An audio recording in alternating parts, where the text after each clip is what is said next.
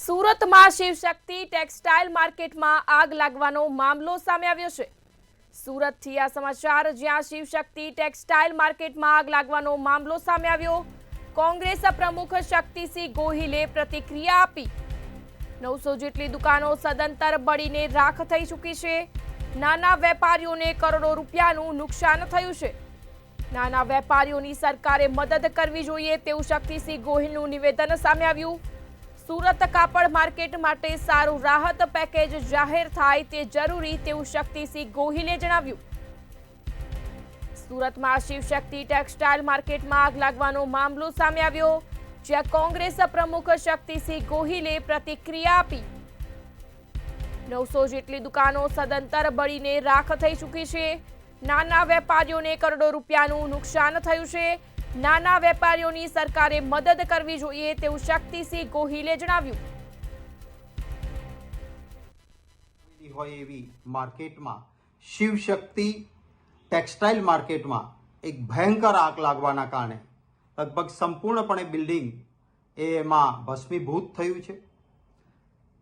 900 જેટલા વેપારીઓ એક અંદાજ મુજબ આ માર્કેટિંગ યાર્ડમાં દુકાનો ધરાવતા હતા। લગભગ તમામ વેપારીઓનો તમામ માલ બળીને ખાખ થઈ ગયો છે।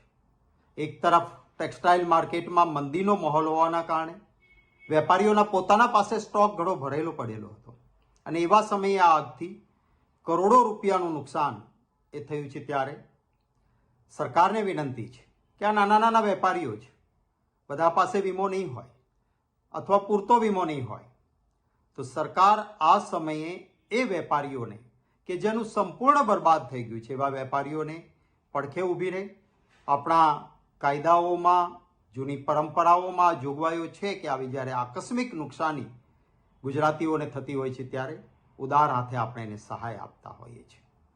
સૌથી વધારે દર્દનાક બાબત એ છે કે શરૂઆતમાં આગ લાગી 1:30 વાગ્યાના સમયે, સાંજ સુધી ફાયર બ્રિગેડની મહેનત થઈ અને આગ કાબૂમાં આવી ગઈ છે એવું માની લેવામાં આવ્યું।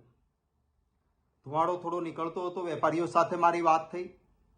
ખરા અર્થમાં પૂરી કાળજી લીધી હોત તો આટલી મુશ્કેલી જ ન થઈ હોત, પરંતુ આગ હવે કાબૂમાં આવી ગઈ છે એમ કરીને જતા રહ્યા, નિષ્કાળજી રાખી, અને પરિણામે જે ધૂંધવાયેલી આગ હતી એ ફરી